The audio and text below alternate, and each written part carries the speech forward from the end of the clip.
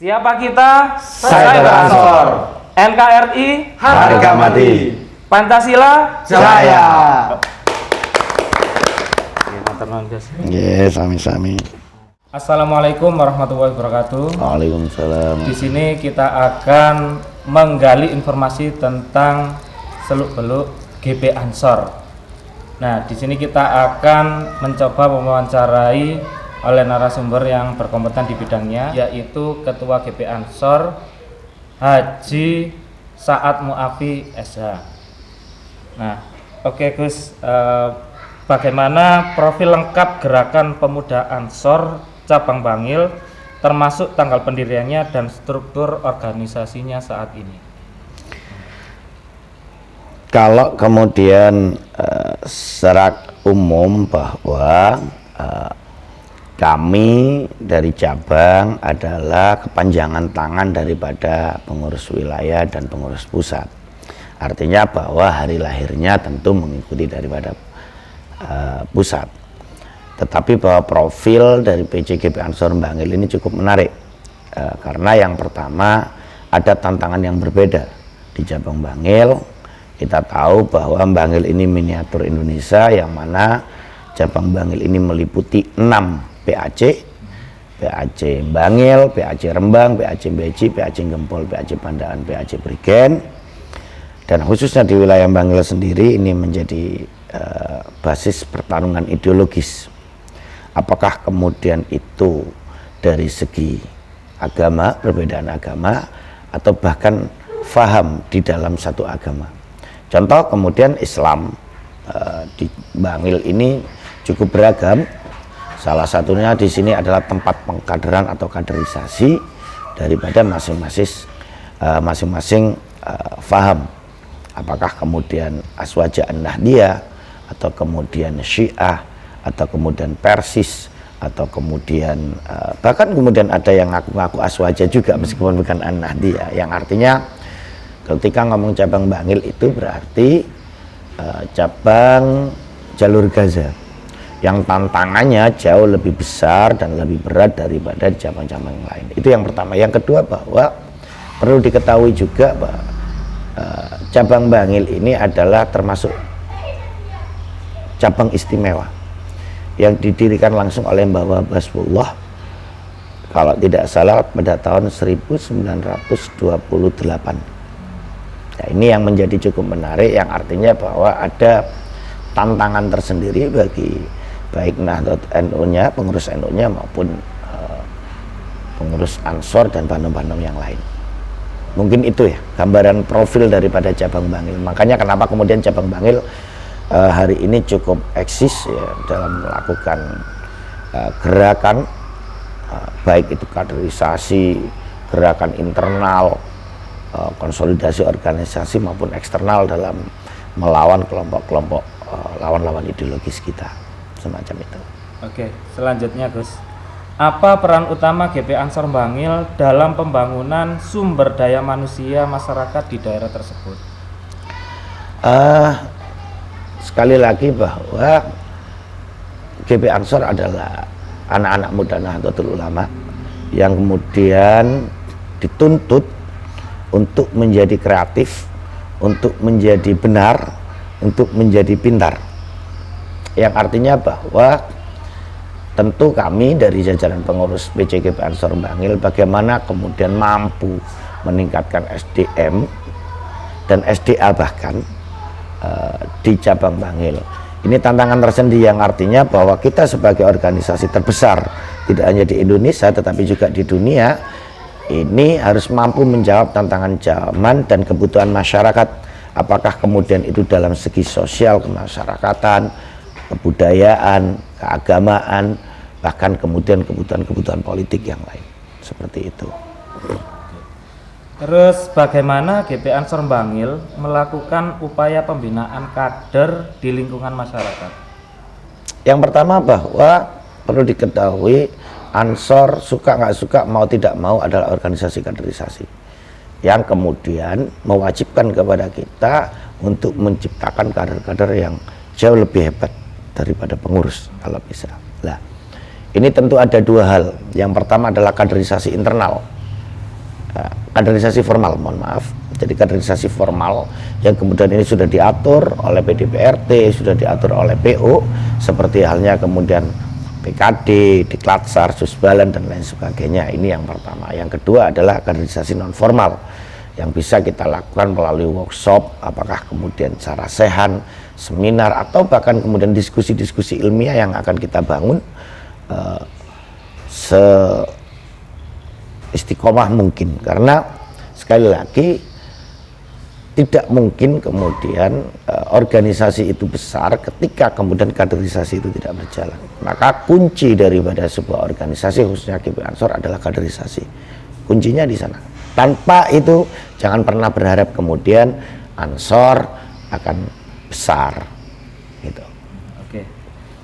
Pertanyaan selanjutnya yaitu apa saja program atau kegiatan yang dilakukan oleh GP Ansor Bangil dalam mendukung pembangunan SDM masyarakat?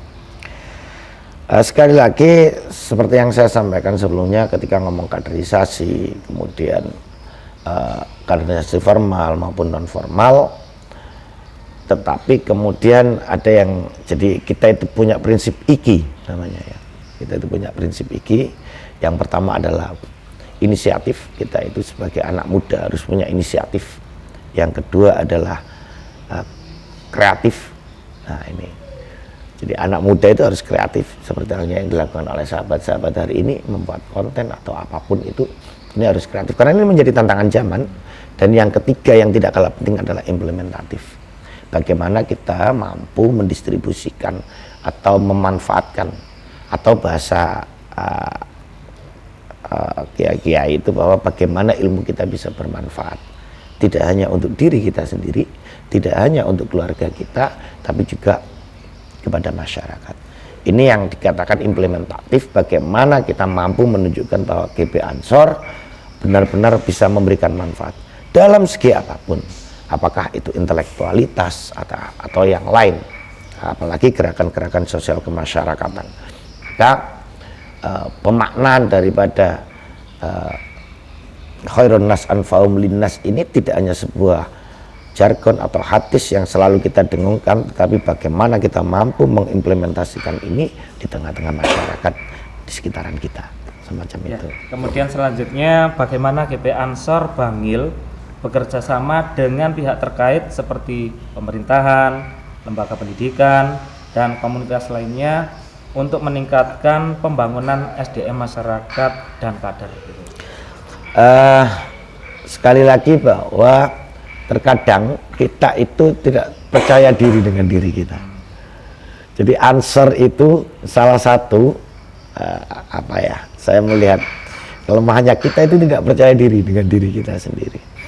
Maka ada sebuah kredo yang dari Mbak Wahab itu selalu menjadi pegangan saya, bahwa NU itu adalah sebuah meriam, ya.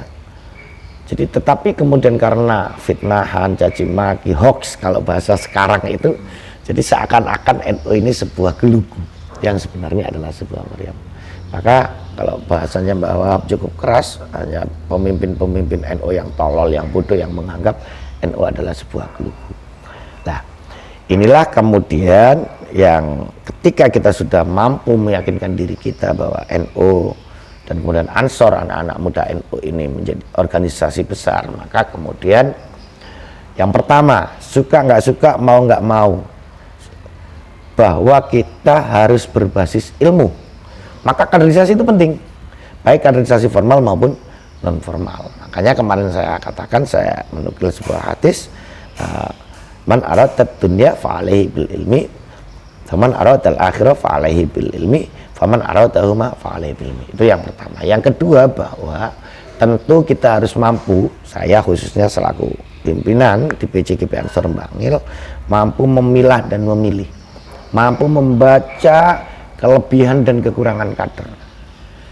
Nah, ketika kemudian kita sudah mampu memetakan mana kemudian kelebihan kader kita, maka kemudian kita mampu, harus bisa untuk mendistribusikan kader di kelebihannya masing-masing. Nah, ini yang harus kita lakukan. Hari ini contoh kemudian, karena ini juga musim pemilu, ya kan, Ya kan, ini kebetulan saja, tapi yang lain juga banyak. Ketika kita mempunyai kader-kader yang cukup cakap di bidang pemerintahan, termasuk saya salah satunya, bagaimana kita mampu mendistribusikan kader.